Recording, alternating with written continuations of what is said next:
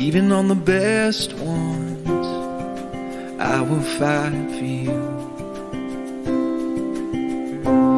Even in the heartbreak, even when we win, I'll be loving you. Over and over again, you'll be mine. Over and over again, I'll choose you every time.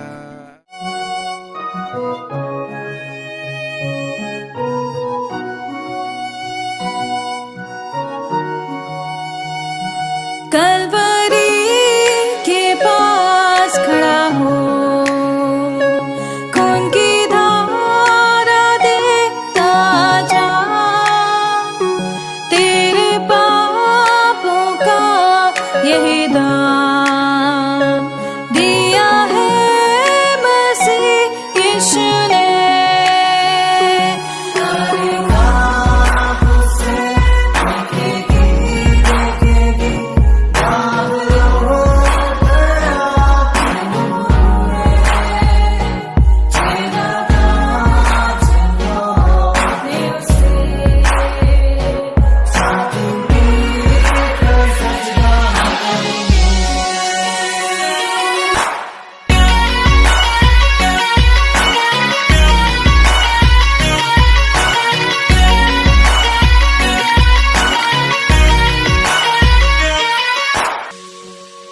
ये हुआ सब तेरे लिए, तूने भी उसे छेड़ा था, फिर भी प्यार से वो बुलाता। जाता क्यों नहीं तू उसके पास, फिर भी प्यार से वो बुलाता। जाता क्यों नहीं तू उसके पास।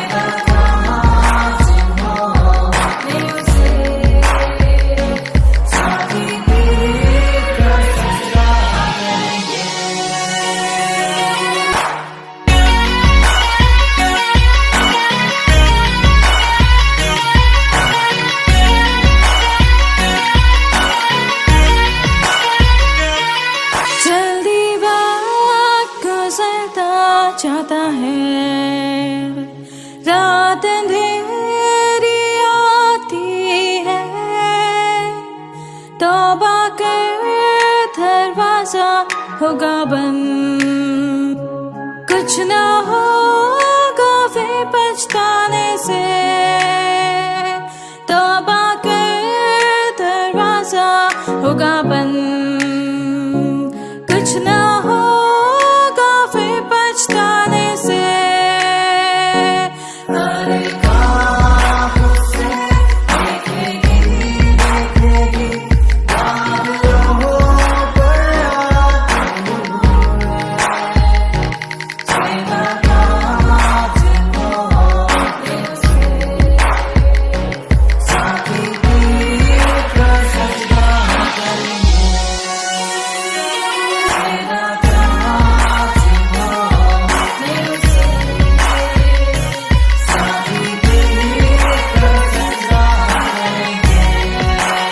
हम प्रभु परमेश्वर को धन्यवाद देंगे आज की सुंदर सुबह के लिए, कि परमेश्वर ने एक बार फिर से मुझे और आपको सुंदर सुबह दी है कि हम परमेश्वर के पवित्र चरणों में आ जाएं और उसके साथ अपने रिश्ते को बनाएं, अपनी आत्मा को धोकर शुद्ध करें, पवित्र करें, ताकि वचन जो प्रभु ने मुझे और आपको दिया है, हम इस वचन के द्वारा परमेश्वर के नाम को महिमा दे सकें। प्रियो, यही जीवन है जो वास्तव में प्रभु हमें देता है, ताकि इस जीवन के द्वारा परमेश्वर को महिमा मिले। मैं आप सभी का स्वागत वेलकम करता हूँ आज के इस डिवोशन में, जो प्रभु ने हमें दिया है कि डिवोशन में हम सब परमेश्वर की आशीष को प्राप्त करें। अपने हृदय को खोलें और परमेश्वर की वाणी को हम सुने। और ये परमेश्वर की वाणी है जो आपके और मेरे हृदय को धोकर शुद्ध और पवित्र करता है। Living Christian movement fellowship ministry की ओर से भी आप सभी को दिल की गहराई से धन्यवाद। परमेश्वर आपको बहुत आशीष देना चाहता है ताकि आप जीवन में आगे बढ़ते जाएं और जो परमेश्वर की योजना है वो पूरी की जाए। पिछले दिनों मैं देख रहा था जिन भाई बहनों ने अपने कमेंट्स भेजे हैं और जो प्रार्थना के विषय, उन लोगों के नाम हमने अपनी अद्भुत अनुभव मैगजीन में डाले हैं।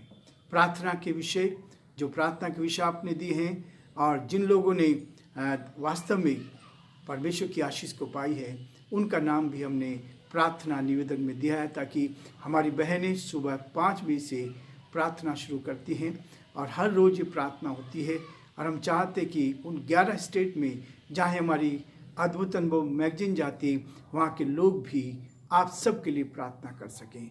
आपका एक शेयर करना बहुतों के लिए आशीष का कारण बनता है। इसलिए मैं आप सभी को दिल की गहराई से धन्यवाद देता हूँ कि प्रभु आपको बहुत आशीष दे। प्रभु का हाथ आप पर और आपके पूरे परिवार पर बना रहे।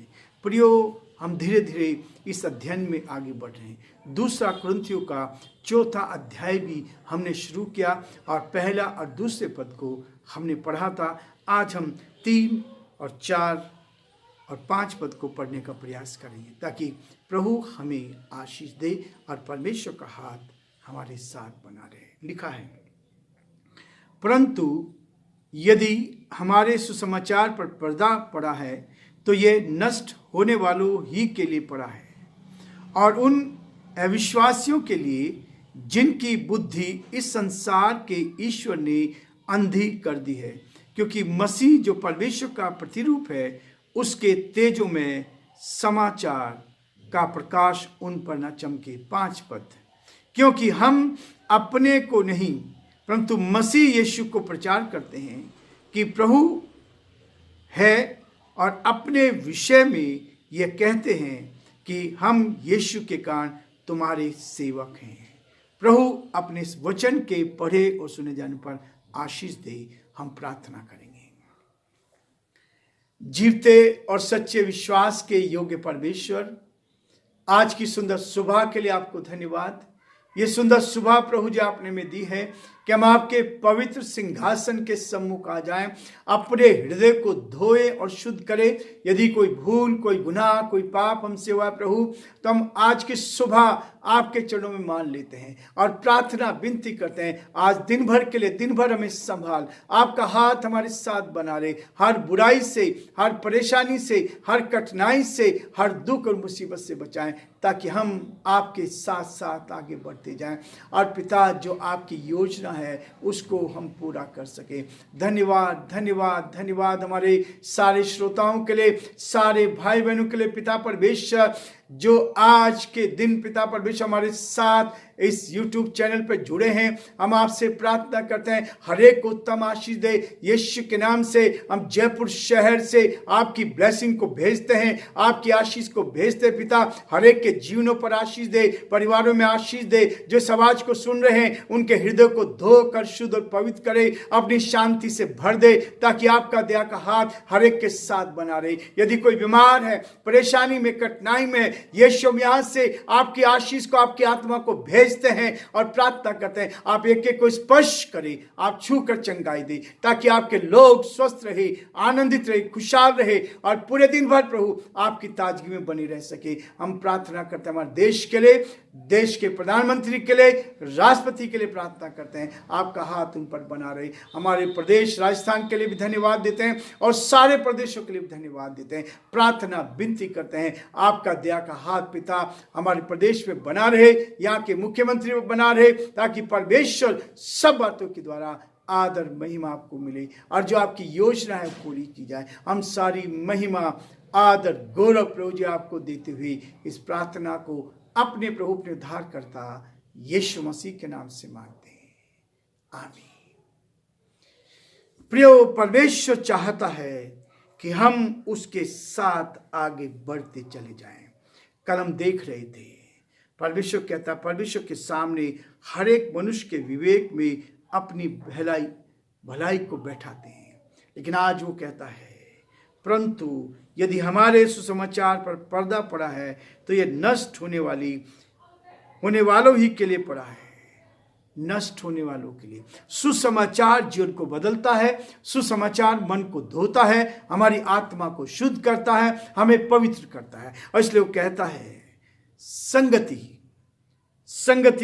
की सार्थकता, संगति का जो वास्तव में अर्थ है कि हम जब संगति करते हैं तो परमेश्वर की ओर से दी जाने वाली ऑक्सीजन को हम प्राप्त करते हैं। वो ऑक्सीजन जिसको हमने कोरोना में महसूस किया, बिना ऑक्सीजन के 1 सेकंड भी जीवित नहीं रह सकते।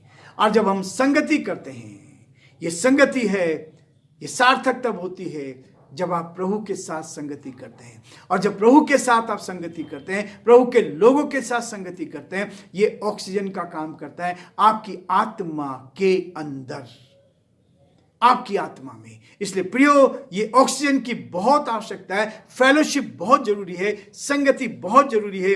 और इसलिए वो कहता है, इब्रानियों उसका 10 अध्याय उसके 25 पद में इस बात को बहुत ही गहराई से बताया गया है। वो कहता है, एक दूसरे के साथ इकट्ठा होना ना छोड़े, एक दूसरे के साथ इकट्ठा होना ना छोड़े। इन अंतिम दिनों में हम एक दूसरे के साथ इकट्ठे होते रहें, ताकि इस ऑक्सीजन को जो परमेश्वर मेरी आत्मा के लिए दे रहा है वो आपको भी मिलती चली जाए। और उसके बाद कहता है, जैसा कि कितनों की रीति है, पर एक दूसरे को समझाते रहें, आत्मिक ज्ञान में बढ़ाते जाएं, आत्मा में हम ऑक्सीजन लेते जाएं, हम आत्मा में एक दूसरे को प्रोत्साहित करते चले जाएं, ताकि प्रियो, परमेश्वर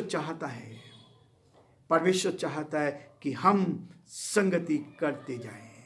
जो विश्वास आपका है, परमेश्वर के जो शुरू के संत हुए, जो लोग हुए जिन्होंने कलीसियाओं का निर्माण किया, वे संतों के दृढ़ विश्वास के कारण उनका रहस्य था, वो इस बात का था जो वो संगति में रहते थे, एक दूसरे के साथ हर रोज संगति करते थे और नियमित रूप से इकट्ठे होकर संगति में जाते थे।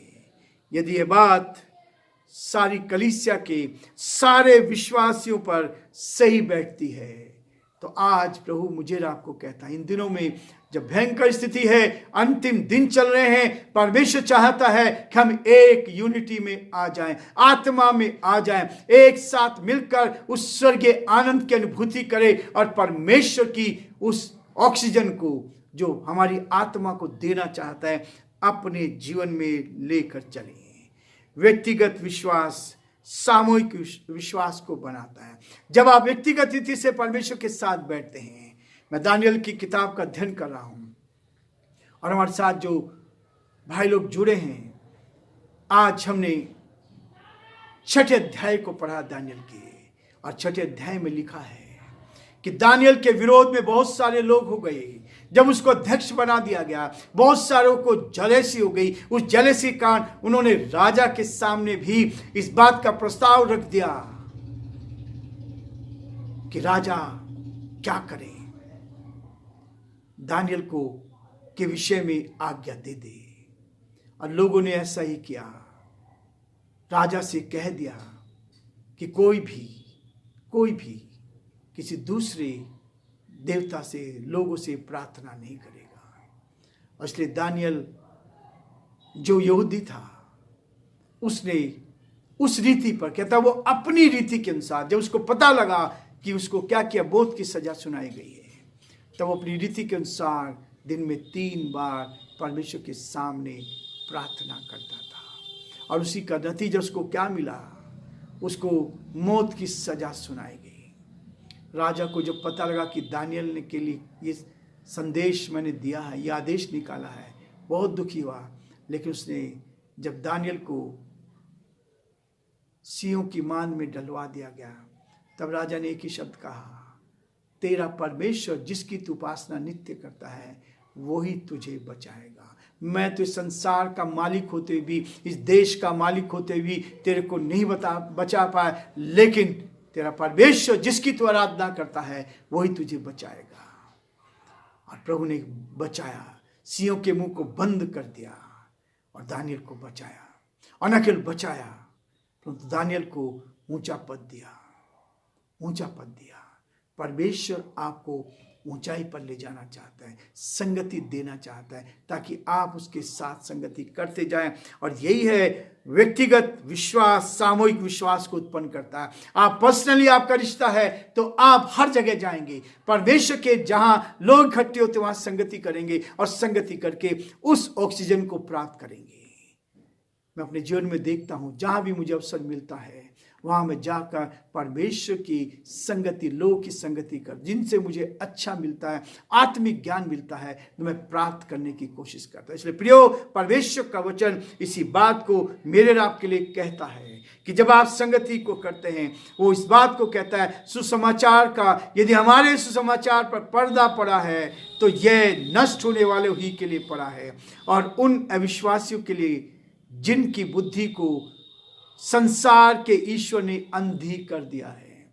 आज परमेश्वर का वचन हमें दिखाई नहीं देता है, ये परमेश्वर का वचन जीवित है। आज जो कुछ भी घट रहा है वो सब इस परमेश्वर के वचन के अनुसार हो रहा है। आज संसार में जो कुछ हो रहा है, आज हम जो कुछ भी करते हैं, सुबह से लेकर शाम तक जो चीजें हम इस्तेमाल करते हैं वो सारी चीजें बाइबल के अनुसार है। इसलिए प्रियो, परमेश्वर का वचन कहता है कि अविश्वासियों के लिए जिनकी बुद्धि को इस संसार के ईश्वर ने अंधी कर दी है, ताकि मसीह जो परमेश्वर का प्रतिरूप है, हमारा प्रभु जो परमेश्वर का प्रतिरूप इस संसार में होकर आया और उसने ऐसा जीवन भी जिया, उसके तेजों में सुसमाचार का प्रकाश उन पर ना चमके। लोगों की बुद्धि को अंधी कर दिया है, आत्मिक ज्ञान समाप्त हो गया है। आत्मिक ज्ञान का जो मिलता है वो केवल बाइबल से मिलता है। आत्मिक ज्ञान परमेश्वर का वचन देता है ताकि हम परमेश्वर के वचन को लेकर आगे बढ़ें और परमेश्वर की महिमा करते चले जाए। प्रियो, आज हम ये रुकना चाहेंगे, कल फिर से हम आगे बढ़ेंगे ताकि परमेश्वर की आशीष को हम आगे प्राप्त करते जाएं और जो परमेश्वर की योजना उसको पूरा करें। प्रभु आप सबको बहुत आशीष दे।